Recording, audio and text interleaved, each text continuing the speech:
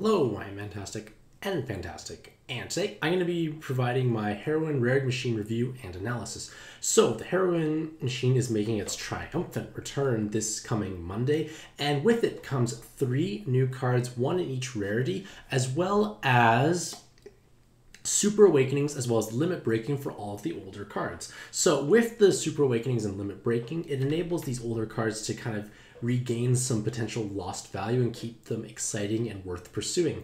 Furthermore, the newer cards, while somewhat interesting, only one of them is a true standout winner, and this article/video will summarize my thoughts and opinions on where you can utilize them to help you make a better decision as to whether or not you should be rolling. As a precaution, every roll will cost you 10 magic stones, but to somewhat compensate, there will be 15,000 monster points for everything that is sold. So for instance, if you roll 10 Mitos for some strange reason and nothing else, you could probably sell some of those and you'll at least gain back 15,000 monster points for 10 magic stones. So that in theory is the highest ratio to magic stone to monster point for rolling, somewhat similar to like Monster Hunter and Dragonbound Dragon Caller. So at a glance, there are 3 7-star cards available. That's 7 6 stars and then 6 5 stars. However, the collab or event is naturally top heavy. You've got Ilmina and Erika and S along with the new Erika, which is a 6-star, thankfully. A bunch in A's, a bunch in B's, Elganubi, and the new Runalis in C, and then Kuvia being a little bit of a joke at D. So again, order within each tier is random and not reflective of their individual ranking. Just look at the tier. The ordering does not change. It may say Ilmina is better than Erika, that sort of idea. However, if it is the very first time you've rolled a card, keep it. Like even if it is Kuvia, like just keep it. It may provide value. It may have merit in the future. Who knows? Maybe in the next Inception, Kuvia will become the greatest thing ever. We don't know. Now, this is going to be a relatively long video just because there's so many cards to cover, as well as me trying to my best at least summarize them. So before I dive into each individual card, I want to just make a note about the Super Awakenings, because the Super Awakenings affect all of the older cards, and these will provide you with the choice of 1 of 3 new Awakenings. And just be aware that these only work in solo mode. You have to limit break your cards, so that's a Super Snow Globe Dragon, and then fuse a 297, any combination of 297. 2 pluses that add up to 297, and that'll give you 1 of the 3 random Super Awakenings. So you might spend a bunch of 297s to get the one you actually want. So it is a reasonable investment, and you should only do so if you're actually planning to use that card often. The Super Awakening is actually beneficial, and you actually are going to use that card in solo mode.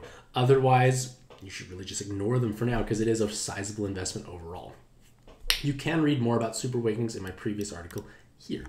Now, we're going into the 7 stars. So we do have Ilmina, and Ilmina has 2 distinct evolutions, and I've provided both the Awakenings and leader skills for you to look at. They share the exact same active skill, which is 100,000 true damage to all enemies, and then change the board to red and yellow. However, the leader skills slightly vary, but both of them provide 7x6 boards, which is important for leader swapping. However, their Awakenings are what separates them and makes them distinct and different. The yellow-red form has a stronger leader skill because there is a damage reduction component, but it's not that much better. But the main idea is it has a 7 combo Awakening. And then the red-yellow form has 4 skill boosts and 3 killer Awakenings. So again, they're providing different value for yourself, and this is possibly why a lot of people want to roll multiple Ilminas, because they want to have 1 of each evolution, because again, they do something different. Now, the pros of Ilmina is that she is fluffy, and furries may like them, who knows, but she's very cute and adorable. She's got a very powerful active skill. It's great for ranking dungeons, it's great for farming, it's great for just general usage for making a large burst board. She has the potential to unlock the Void Penetration Awakening, which is huge because now Ilmina in her red-yellow form has triple killers, which she always has, and the chance to use the Box Awakening. So you're going to basically punish like those radar dragon spawns because you're doing 9 times damage to most of them, and you have the box, so you can just one-shot Zeus Dragon, Noah Dragon, etc. without too much hassle. They have 2 flexible forms, the 3 killers, and the 7x6 for leader swapping. Unfortunately, she is very rare to roll, so your wallet will probably dislike you if you want to get lots of Ilminas. The active skill does not make hearts, which is, I guess, somewhat of a downside because, well, we do like to have hearts for follow-up attack and healing at the same time, but that is still a minor concern. The killers do hinder damage control, so if you are playing Arena 3, the red-yellow Ilmina will be terrible against Subdet and whatnot because you're never going to control your damage, and you do want to roll lots of duplicates. So when deciding which Ilmina form to pursue, you generally want to make the one that's going to suit your box the best. Do you need killers? Do you need something that's going to pierce things through with the Void Damage Awakening?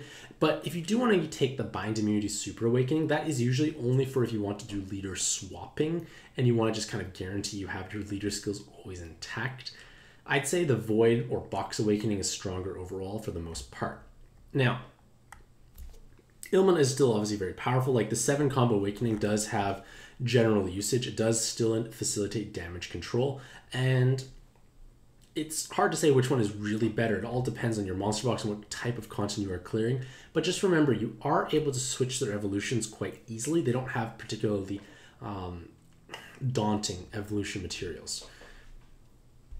Now we come to Erika. So Erika's got a very interesting kit. She has Dark Kali Board Changer paired with Fujin on a 24 turn cooldown. So this is naturally a very long cooldown, but at least you got 2 valuable components. Even if you cannot capitalize on the Fujin like ability, you at least have a 6 elemental board changer. So combo based teams or rainbow based teams will definitely appreciate this because it still has value even if you don't actually need the Fujin active.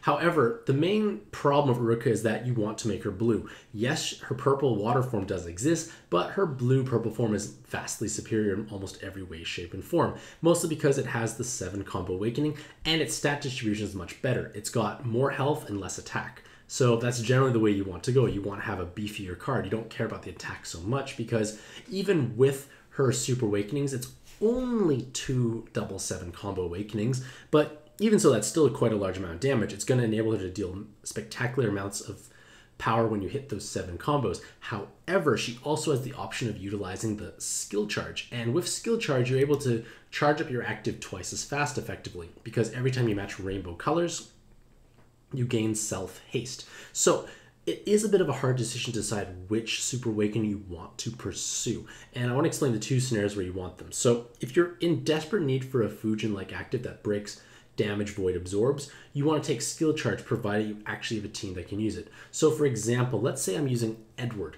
and I really need to have that Fujin style active skill. Well, Edward's building rainbow anyways, and then Erika will function very similar to Zinogre, except she's not obviously the right color. You want to rather have a Zinogre just because he at least takes advantage of Edward's base active. But the point of the matter is that's where Erika can shine, when you actually have natural rainbow coverage. However, if you're using Erika for something like, say, Blue Sonya, you want to take 7 combo because you're never going to have the skill charge actually activate on Blue Sonya teams because, well, your team's basically just going to be like Blue Sonya's, Erika's, and maybe Amatsu as well. So you're not going to have skill charge actually proc. So again, you just need to decide where you're actually using her to actually make the decision of which super awakening to pursue.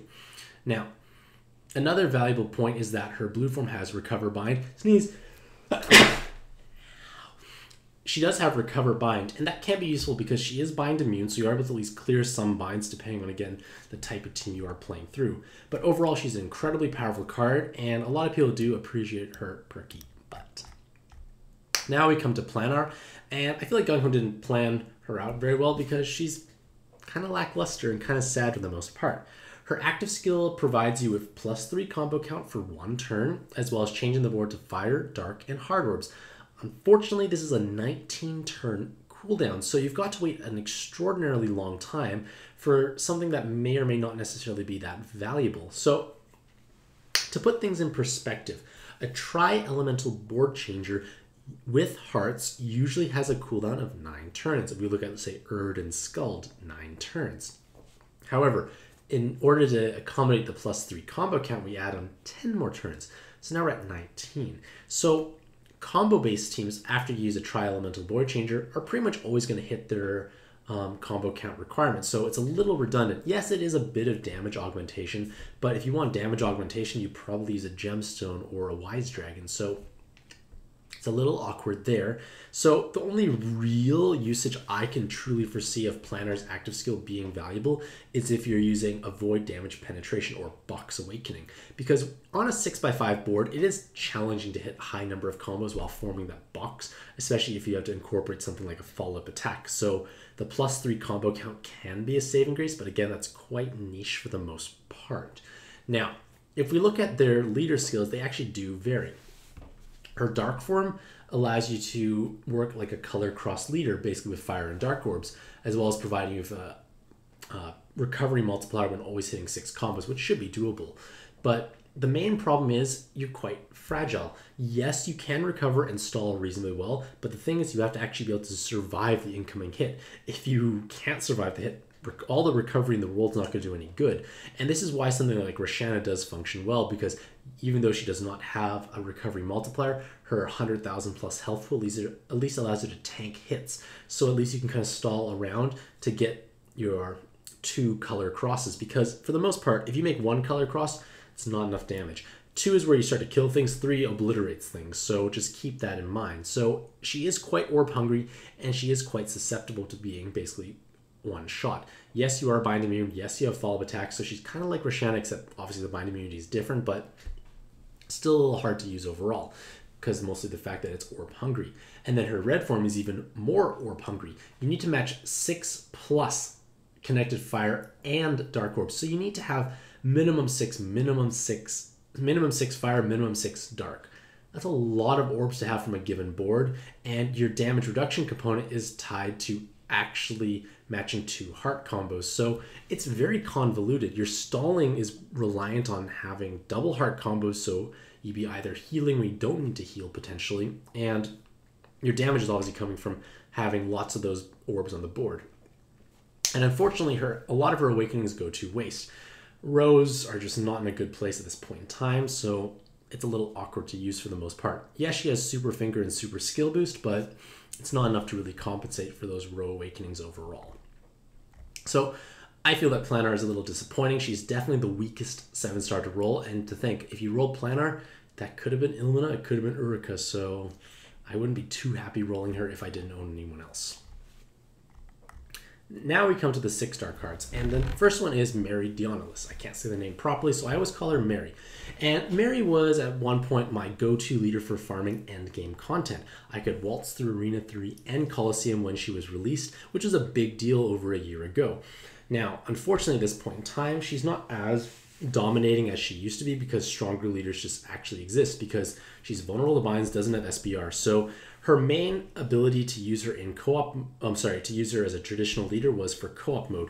You have to rely on co-op mode to have enough skill bind resist for the most part, as well as squeezing in enough utility-based active skills, most notably bind clearing, because a leader that's vulnerable to binds is not so great at this point in time. So she does have a somewhat dependency on co-op usage as a traditional leader. It's not to say she can't clear content solo, it's just far less reliable overall. So for the most part, I've always played her in co-op because it does address a lot of her shortcomings. However, that means you can't take advantage of her super awakenings, but her super awakenings are kind of sad for the most part, so it's not really that much of a loss. But on the flip side, even if you're not using her as a traditional leader, a lot of players use her as a fast and very efficient farming leader. And that is because she has huge explosive damage, which is just from her high attack multiplier and her natural 5 water rows. So you can basically obliterate things with even just 1 row of water, but then you destroy things with a full board changer like Toshiro or Zeus Mercury. Now, Toshiro is the ideal choice because Zeus Mercury is not as well built as Zeus Dios, so there's a bit of a discrepancy in what kind of player can actually access Mary for this quick button swiping team, because, well, Toshiro's are kind of a rare collab card, and Zeus Mercury is not as strong compared to Zeus Dios, so it's not going to be as easy to use. She's also vulnerable to bind, so there's a lot more hurdles to overcome, but if you can overcome those hurdles, she's incredible for the most part. Like, I actually still use my Mary for a lot of mid-range content because it's fast, it's quite reliable, and she does have like the ability to deal with any spawn even without follow-up attack, because you have that damage control of the no Skyfall claws. Next is Julie, and Julie has Balboa's active skill, which is quite bad at this point in time, and that's because a 50% damage reduction shield for one turn is not that great, especially when it's an 11 turn cooldown. It's quite low value, and the reason is because you are able to completely void an enemy's defense, which sounds nice, but we have guard break, and guard break is quite easy to build around, as well as being much more advantageous to use because it's not taking up an active skill slot. So if you run something like, say, Sherry's Roots, you have guard break. You're going to be much happier. So you don't necessarily need Julie's active skill. And the fact that she has a poor active skill makes her not as great as a leader. And what also makes her a little less potent as a leader is that the new green and blue Sonya have been released. And comparing Julie to the Sonyas, they have the same health, the same attack, same damage reduction multiplier.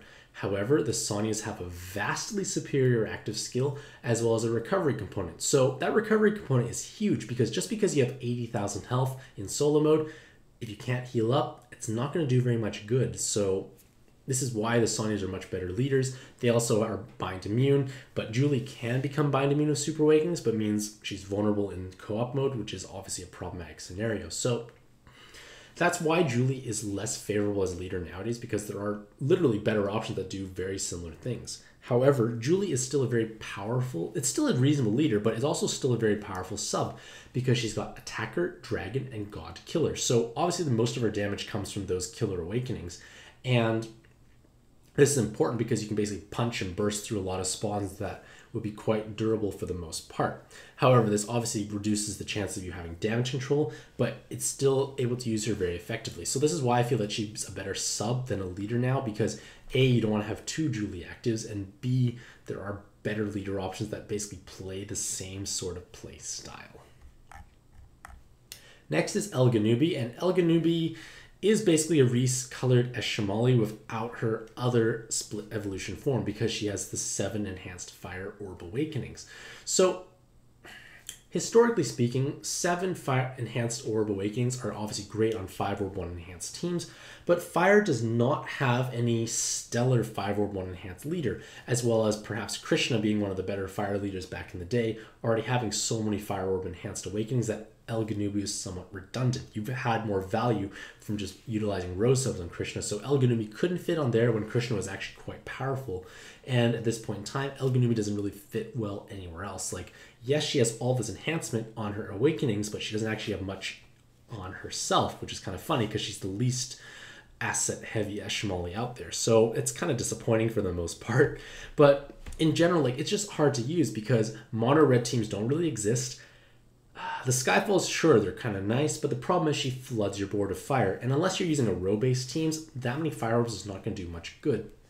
So you can't utilize her on combo-based teams as an inherit or as a sub because, well, she's not really providing anything to the team. Like, 7 combos are vastly superior for the most part. So she's in a really bad spot at this point in time, and she just needs help. Like, she didn't receive enough buffs. Her Super Awakenings don't do anything either for the most part. Now we come to Romeo. So Romeo has become one of the stronger cards in this event because over time she's gained new Awakenings and now she has Super Awakenings. So presently speaking, Romeo has Zuo's active skill, which is alright. It's a quick charging board changer, but it doesn't produce hearts, so that is a bit of a drawback. And her main claim to fame is now her offensive Awakenings, which is new because she didn't really have these upon her initial release. She now has Dragon Killer and 7 combo Awakening, and through Super Awakenings, she can get either Dragon or 7 combo. So both of those are incredible options, and it may be very tempting to stack more Dragon Killers. However, the double 7 combo is pretty much for the most part the more universally beneficial Super Awakening to pursue. And I'll explain why. So 7 combo provides 2 times damage for that card, hitting 7 or more combos against any spawn. Dragon Killer does 3 times damage against only dragon spawns. So, unless you need a very specialized dragon killing card, it's better to go for the universally beneficial 7 combo Awakening.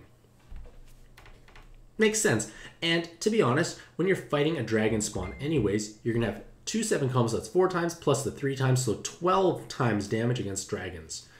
That's more than enough usually to kill most things. So I would definitely just pursue the 7 combo awakening if I owned Romeo, just because it's going to allow her to have so much more universal damage on, say, like Sharia's Roots teams, which is a great usage for her, or even on Riku teams if you override her active skill. She does have lots of damage output overall. Now, I lost my train of thought here because I'm being messaged, but Romeo's main drawbacks are the fact that she's not bind immune and her active skill does not make hearts. Now, this obviously seems very nitpicky, but to be honest, it's still a very powerful card overall to own and does have lots of merits on many different combo-based teams. Now, one last point I do want to mention is that she does create 7x6, which is important for the times where you want to leader swap through something like Matcha, because you may be wanting to run Romeo as an actual sub anyway, so you can at least take advantage of the 7x6 board and swap in your desirable leader afterwards. Now, Navi is a returning 6-star card that has basically gone from kind of interesting and strange to actually quite powerful for the most part. So her active skill is like Callie's board changes, so 5 colors, but excluding hearts, along with a haste. Unfortunately, the lack of hearts is a tough pill to swallow because we really want to be able to heal at the same time as using our board changer. Her leader skill makes at least it makes a 7x6 board, so again, you can have swapping leadership shenanigans. But overall, Navi's big appeal is going to be those 4 skill-bind resists. However, she can gain a 7 combo awakening from her super awakenings or guard break if you really, really need that. But the double 7 combo is important because now she actually has meaningful damage output.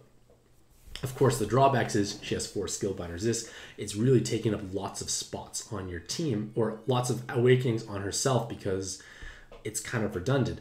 And the only place that is really going to have tremendous value is on Valentine's Day Kusanagi Hime, because she lacks skill bind resistance herself, and Navi's a god and get double 7 combo. Great option all around for Valentine's Kusanagi Hime, but outside of that, doesn't fit in as well as a lot of other double 7 combo like cards, because there are actually a lot of them out there. And so Navi's just kind of fall behind unless you need those skill bind resists. And again, I mentioned the 7x6 for matcha swapping. Now we come to Barbara. So Barbara has an active skill that produces fire and dark orbs, so she's like Red Sonja, but she also provides 2.5 times damage for dragon and machine types. Now, this comes with a lengthy 16-turn cooldown, so it makes it hard to inherit her around or use her as a base for other active skills. Now, her leader skill is always been interesting, but the problem is you cannot match 4 connected orbs, so you're going to get screwed over by any combo shield. Yes, you have 4 times health and 4 times recovery, but if you can't overcome a 6 combo shield relatively easily, you're going to have a really bad time. So Barbara is obviously transitioned in more of a niche killing machine. And machine is a very good word to use because she has machine killer and can gain she can gain another machine killer through her super awakenings. So this obviously makes her very destructive against machine typing cards because we don't have very many options for this type of card for the most part. So it's quite niche and situational. She does have 3 skill boosts, so you are able to charge up things faster. But you have to remember, you cannot use super awakenings in co-op mode. So a lot of people use Barbara for specialized farming, and if you don't get the extra machine killer, it obviously puts a damper on her actual viability. So she is still powerful. She is quite niche and specific, but what she does do well is hard to replicate elsewhere. So she's actually very powerful overall. And again, the main drawback is a long base cooldown and quite situational to use for the most part. And now we come to Erika, who is a new 6-star card in the Heroine machine. So her active skills delays all enemies by 2 turns, not bad, and then creates a board of wood, light, dark, and heal orbs. So you're getting a 4 elemental board changer with hearts and a delay on a 13-turn cooldown.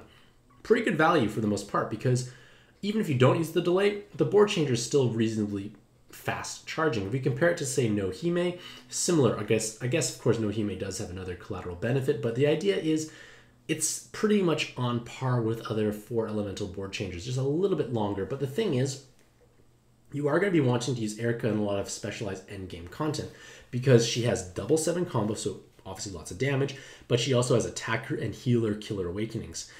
Now, there is a lot of competition for double 7 combo cards in light. Like we do have Navi already. We also have Yuna, as well as like obviously the Cottons and Nays. But the point of the matter is there's quite a few, so we need to have some way to make Erika stand out. So comparing her to Yuna, who I feel is a good comparison, they have very similar stat distributions. However, you get a bit more health of Erika, a bit less recovery, but you lose 2 time extends, but you gain those killers. Now, healer and attacker is quite niche for the most part. Not many spawns are actually healer and attacker overall, but the exception being the Metatrons you find in 3-player arena and alt arena. So both light Metatron is healer, dark Metatron's attacker. So Erika can do basically 4 of the 7 combos times 3, so 12 times damage to either Metatron. And that could be enough to not need a burst active or heavy orb changing. But then again, you have Erika who can delay those Metatrons. So she has tremendous value in those teams. And let's say I were to hypothetically roll Erika, I might even replace my light Nay on my Edward team because I need that dark coverage with Erika because I get a delay, which is helpful. I'm trading out a board changer for a different board changer, but I can equip also any killer latent as well. So Erika, like I guess Light Nay, can use any killer. So that in conjunction with the healer and attacker allows her to easily punch through those Metatrons. So she is going to be, I think, quite widely used, especially in that kind of context, because the Metatrons are a bit of a hurdle in alt arena because you do have that Kali afterwards. And if you can save all of your active skills just because you can just punch with Erika, that might be honestly the way to go for the most part. So, like I said, the pros are obviously double 7 combo 2 killers. She has balanced typing, so she can use any killer latent. In our alt arena, usually use god killers because those are the tends to be the strongest spawns for the most part. But outside of that, her main drawbacks are obviously vulnerable to binds. So like Light Nay is bind immune, Yuna isn't bind immune, so we're just kind of like, the line is kind of blurring at the same time what is better to use. And those killers, yes, they're good against certain spawns, but generally speaking, they're less universally useful. But then again, at least on the bright side, you don't have to worry about Sop Dead absorbing your damage because it's not a god killer. Overall, Erika is a great card and definitely the strongest new one to be added into the machine. Now we come to Kuvia. So Kuvia is the worst card in my opinion in the whole event because she has 4 TPAs, which will eventually become 5 with Super Awakenings. And Kuvia was released at a time when TPAs were not helpful, and they're still really not helpful at this point in time. Like, combos have really taken over, and it's hard to really justify using Kuvia anywhere because you have to go out of your way to match that TPA, and if you don't, her attacks are going to be so low. And all of her Awakenings are centered around that TPA, so if you don't TPA, like, it's just a waste of a card. So we had to think, can we use her as an inherent? So her active skill is unique in that you are able to double orb change something wood and light into fire without breaking hearts, so that's nice. But again, that goes against combo-based teams. We don't want to flood the board with one color. Furthermore, the 2 turns of light heart skyfalls may sound appetizing for no recovery dungeons, but you're leaving lots up to chance because what if those hearts don't fall down in a nice distribution, as well as 2 turns is not long enough to really sustain it, and you're really just better off using a board changer that makes hearts and just managing them accordingly. So just Kuvia doesn't really have much place at this point in time, and even though she is quite lackluster, I still would not sell her off if it's your first one because who knows, she might become good.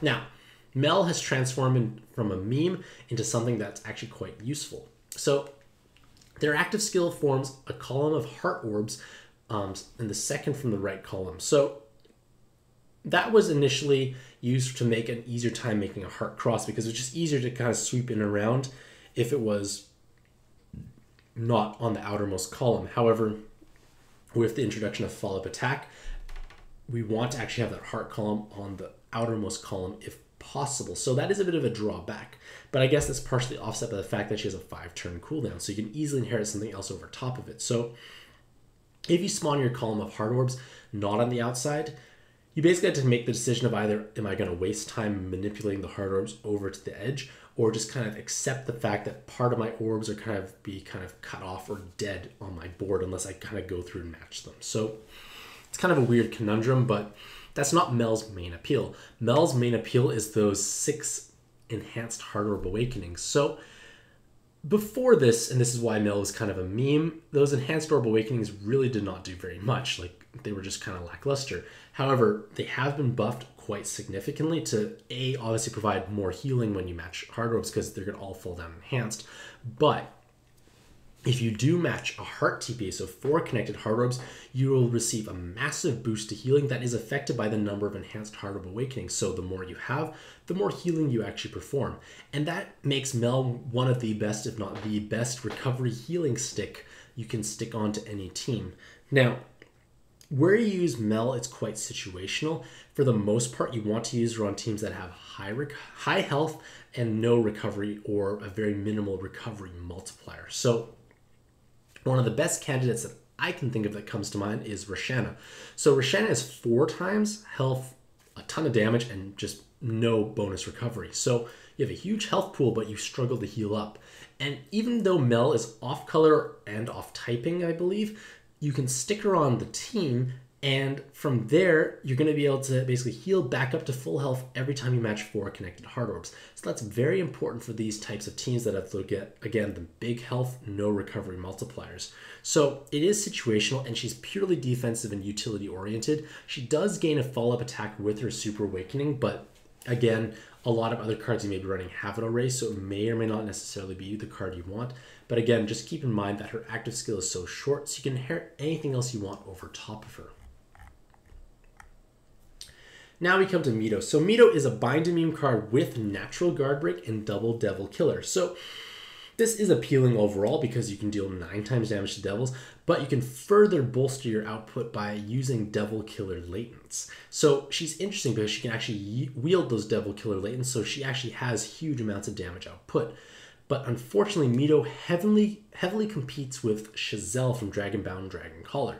And in order to outperform Chazelle, because Chazelle has 3 natural devil killers, Mito has to have 3 devil killer latents. So it is a sizable investment, and Chazelle can equip dragons at the same time. So Chazelle is better at dealing with Cosmic Trinity spawns, but Mito is better at killing just pure devils if you have 3 devil killer latents. But again, she has a low base cooldown, so you can easily inherit something over top of it. She's bind immune, she has guard break, so she has some different pros compared to Chazelle. So the one you choose to use is obviously dependent on the scenario and obviously if you even own the other option. So still a very powerful card to own overall.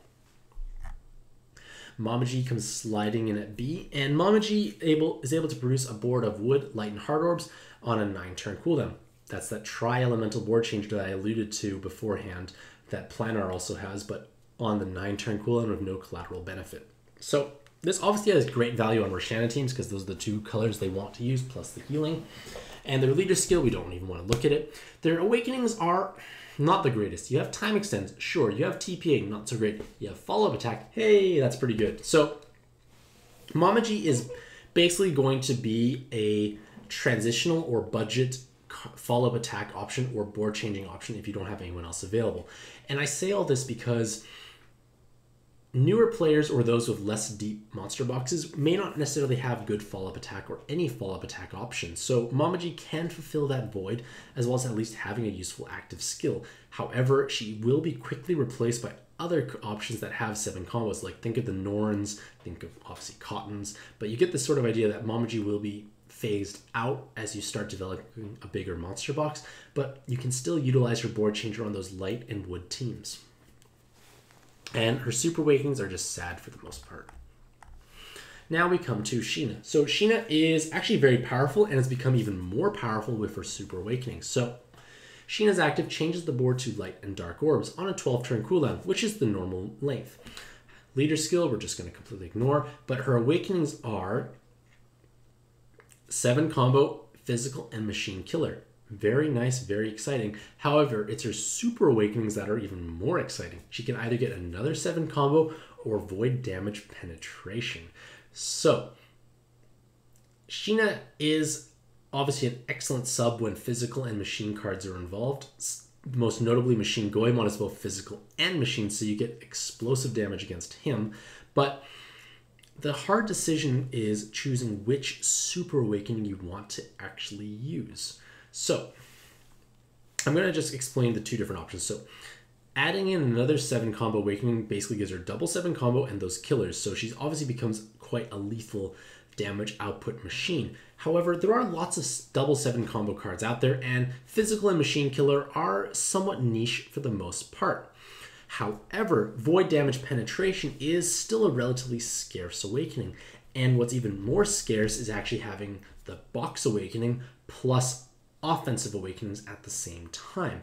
Now, if we use Sheena and gain the Box Awakening, you have at least one natural 7 combo, so you do have some damage augmentation, and obviously those killers if they actually take effect. So if I only had one Sheena and I had very poor Void Damage Penetration options available, or just even average ones, I would probably pursue the Void Damage Penetration Super Awakening on Sheena, because it's going to add more depth to my monster box, because again, she has that natural 7 combo and thus offensive awakening, which does help propel her damage output overall.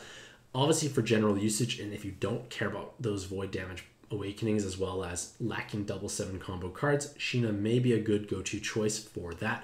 But I would honestly feel if you're a bit more developed box or aiming for those types of spawns, Sheena can play a vital role in your monster box.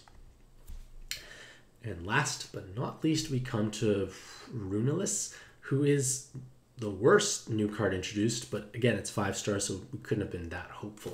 So their active skill makes fire and light orbs change into wood. So double orb changer into wood, great. But again, combo teams don't like flooding the board. And then you get increased movement time for 1 turn. So override time debuffs. Pretty good value active skill overall, because it's double orb changer and movement time in 8 turns. That's actually quite good value, but the problem is we can't use that well.